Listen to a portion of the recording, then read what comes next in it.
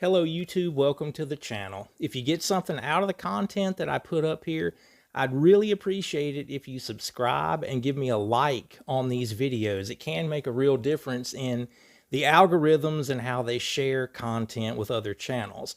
Also, if you're interested in some one-on-one Skype sessions, you'll find a good email on me in the description of every video I put up.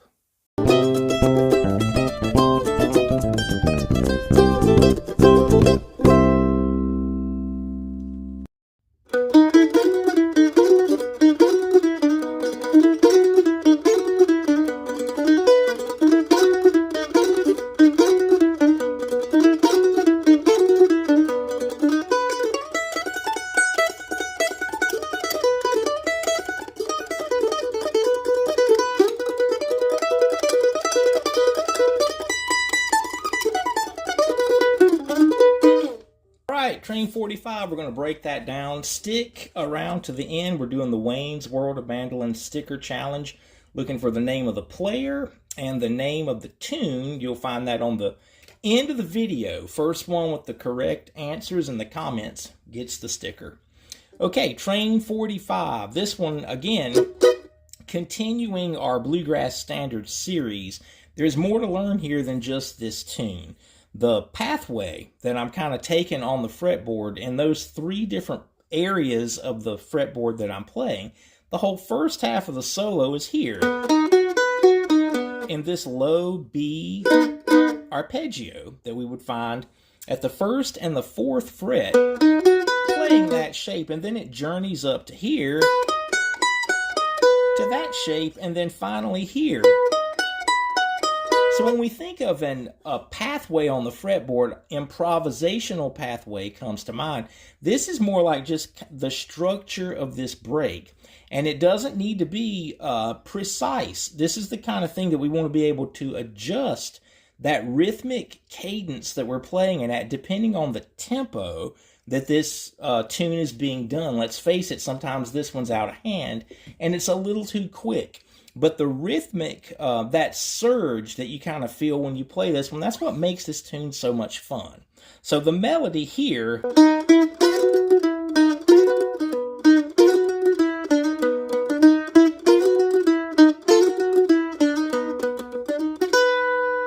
that thing that I'm playing, has a really unique thing that we need to adjust to on the mandolin, where that minor to major third slide that happens in so many songs is a little bit awkward because we're coming from an open note. The D string's open, sliding up to an E flat note at the first fret. So I'm almost pretending like the fretboard extends beyond the nut to get that same sound. I don't want it to come off like it's a hammer-on.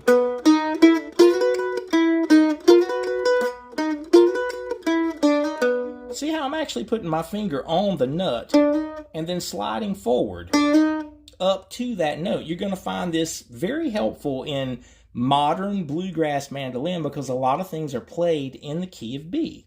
And what I'm doing there is playing right up the scale into this shape, and I'm sliding into that B double stop. You're probably used to starting there with your index finger and your middle finger playing those notes. If we were playing an intro in the key of B, many times that would be our starting point. In this case, those two intervals are being played with the middle finger and the ring finger. And it's just an arpeggio-shaped phrase. If you're not following along with that, you'll find plenty of content that covers arpeggios and double stops. Just check out my Learn the Fretboard playlist. But back to this breakdown. We're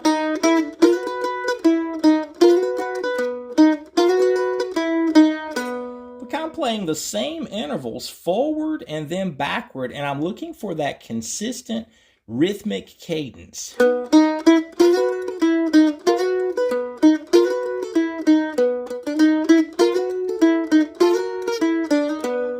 And you can see those slides once again from the nut up to the first fret. So that last one of those cadence things that we're talking about, There I'm going to an F sharp double stop. So there's only one finger that's different from that shape. I'm going to a B flat note on the A string at the 1st fret, and then still playing an F sharp here on the 4th fret of the D string. So that's a breakdown of what happens in that first part, and it doubles. We play that whole thing twice. Now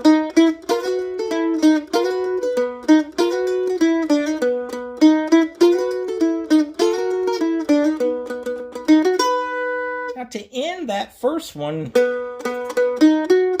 there's an arpeggio lick, and you can't really count on being able to deliver that the same way every time. Again, the tempo of the song can drastically vary, so we want all of this to be adjustable to fit the situation that we're in. But that's our basic template of that first section of the tune, or actually the first half of the solo.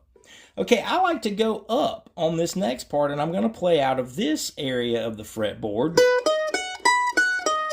thinking of an arpeggio shape now with my index finger on the root note instead of my ring finger.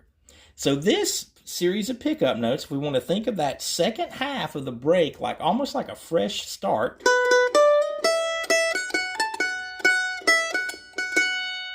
Look at the first thing that happens.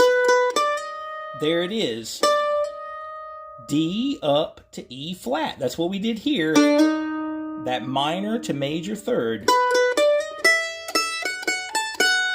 Now, instead of the F sharp note here, it's here.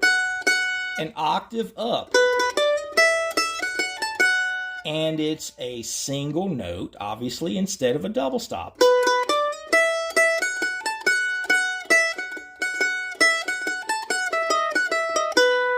So look at the anatomy of what's happening here. It's like an a B7. I'm playing out of that arpeggio shape.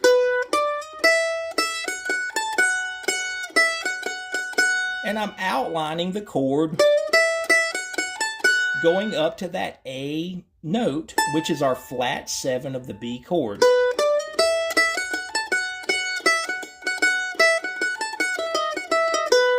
That phrase, I have an open E string up to the F sharp note. Other than the open E string, that whole phrase is being played out of that shape that outlines the chord. So we want to get that foundation and develop that connection to the fretboard. This part especially could be adjusted. It could be way notier if the tempo would allow.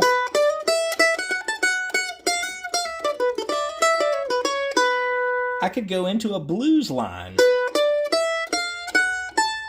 using that blues scale where we all love to play those pull-offs at the 1st fret. You'll find also a video about blues scales that covers that very topic, and we could insert things that you feel that fit the tempo that you're playing the tune that would come from that foundation.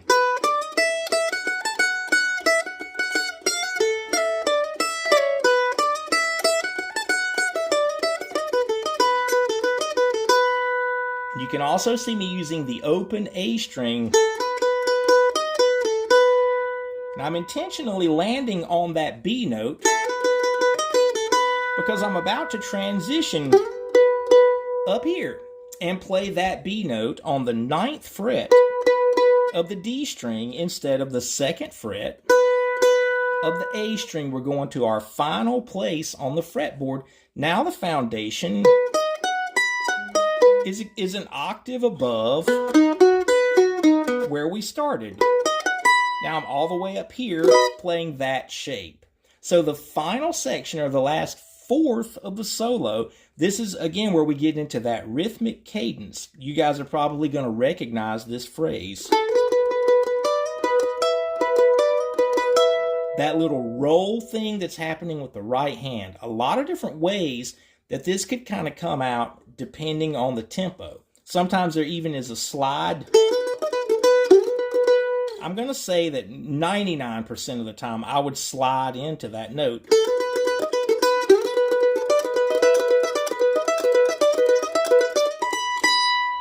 So I'm just staying in that arpeggio shape. Look at that.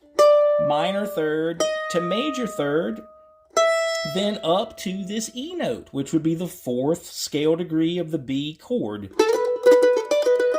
or 4th scale degree of the B scale. There's that rhythmic cadence happening with this particular phrase now.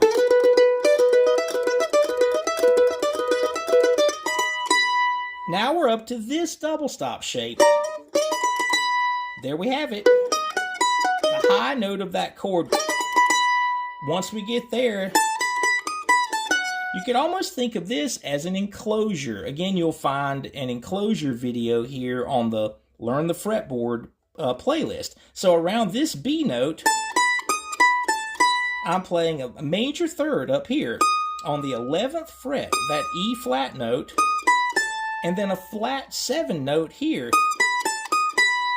The enclosure thought expanding on it. If you've watched that video, if you're familiar, we would think of this B flat note and this C sharp note as the enclosure notes. This is just an extension of that same thought, because we want to get up to this major third note.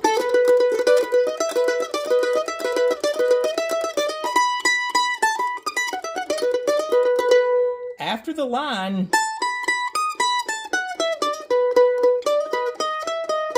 it's right back to the same language of that minor third into the major third.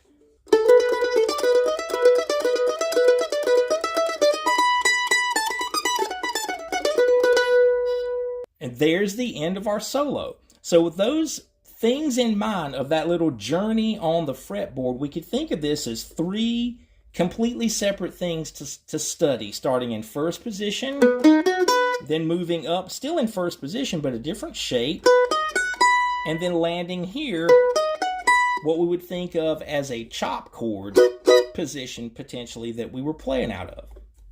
Okay, I hope you have fun with Train 45. Here's our sticker challenge of the day. We're going down a half step to B flat.